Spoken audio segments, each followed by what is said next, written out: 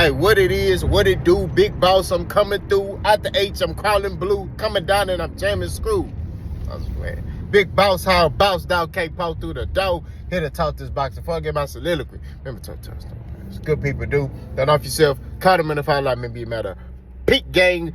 84s or what's where your boy tape it up and I'm paved up today. You know what I'm saying? I'm waved up, I'm paved up, I'm 60 waving, man. I'm leaving them sick right now. No, just playing.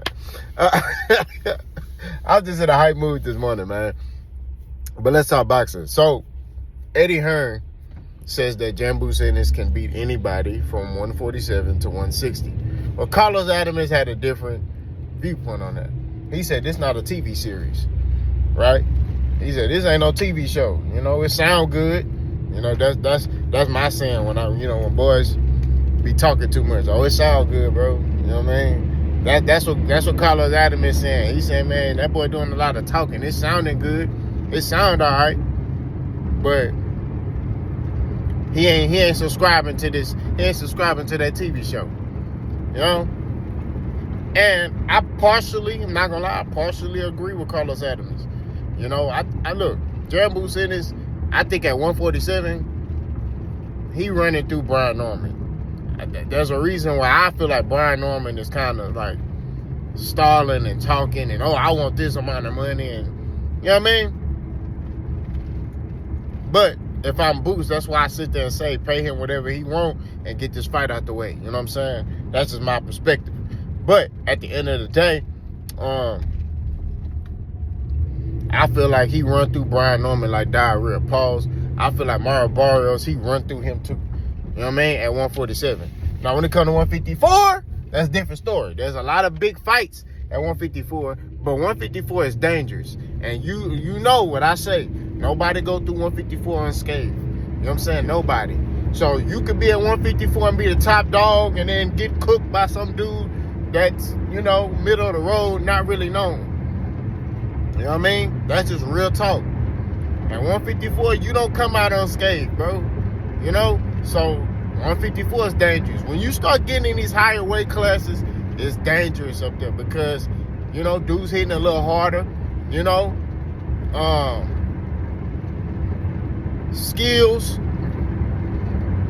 Skills is, I won't say there's a void of skill set, but I would say that, you don't really need a lot of skills. You just need a good fight plan on said night to execute. You know what I'm saying? So, and also Boots, him being at that high weight class, how he be up there freestyling and, kind of turning his head like this when they throw a punch so he can lessen the blow. In that high weight class, I don't know if he can keep doing that. You know what I'm saying? I don't know if he can. I don't know if he can do all that up there. I'm gonna be real with you. Them boys cracking. As you get to this, especially at 154, them boys cracking. Like 4 extra straight. I'm getting it cracking. They cracking up there. You know what I'm saying?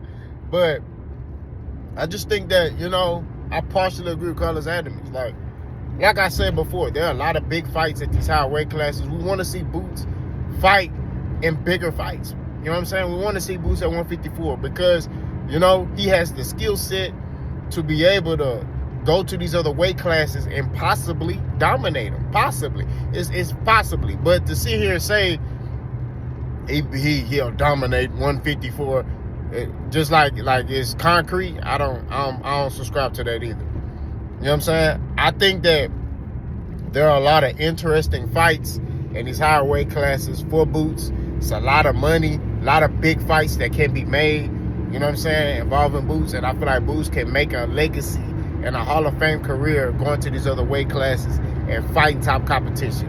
You know what I'm saying? Fighting Virgil Ortiz, fighting, Jermell Charlo, and all these other guys. You know what I'm saying? I just think that there's a lot of opportunity for him at these other weight classes. I know he's trying to become undisputed. That's a goal of his. We'll see if he's able to get these fights. You know what I'm saying? But if I'm Boots, I don't wait around. He don't need to be waiting around. Like, his dad even said it. His dad even said, we not waiting around. We ain't got that much no longer at these weight classes, And I just think that he right. he ain't got that much time, and I wouldn't be waiting on Brian Norman and all them, Brian Norman Sr., it's not, and this is the thing, it's not the son. The son don't talk that much. It's the dad. The dad always talking. That's what gets me. He talk a lot. You know what I mean? Like, he do a lot of talking, bro. He be talking too much. He be talking. Every time I look at, he talking. I'm like, I don't, I come from the era, man, when you talking like that, you don't really believe. Like, man, we don't do all that talking, bro. Like, you got to believe in yourself. All I need is a reason. You got to stay ready, you don't got to get ready, But you got boys out here, they talking themselves up. Yeah, man, my son will do this. This one, my son the greatest welterweight in the world. Yeah, my son. It's like, okay, bro, you believe in your son. That's cool. But you talking too much, my boy. You know what I mean? Like, that's the meat and potatoes of the situation, bro. It's like, he talk a lot, But to get back on topic, I don't feel like it's set in stone. Like, Boots can whoop everybody from 147 to 160. I don't believe in that. I think Jaron Ennis is a very talented fighter. I think at 147, yeah, I'm not gonna lie to you. Like, he only got 2 names. It's only 2 names there, and really, they're not really doing anything. I mean, look at Brian Norman. Who is he fighting? Like, let's just be real. Like, who is he fighting? He ain't really fighting no killers. Mario Barrios, who is he fighting? You know what I'm saying? At 147. Yeah, he fought Keith Thurman, like 2-3 years ago. But other than that, like, who has he fought since then? His best names are Gervonta Tank Davis and Keith Thurman. You know what I mean? And he lost both of those fights. One, Tank baptized him, and then Keith Thurman, I don't know. It was a competitive fight. You know what I'm saying? So I think that Boots at 47, easy work. 154, that's where you start being like, I would say it's a lot of 50-50. You know what I mean? It's a lot of 50-50. 160, that's a way bigger weight class. You still got dudes like Erislan De Lara at 160. He cracking. He knocking stuff out. Ah! Ah! Y'all know Erislan De Lara be making that noise. Ah! Ah! My bad, y'all. I know it's early in the morning. But I'm just saying, man, like, I don't think it's a landslide. You know what I mean? And that's all I'm saying. But y'all let me know what y'all think, though. Boss guy.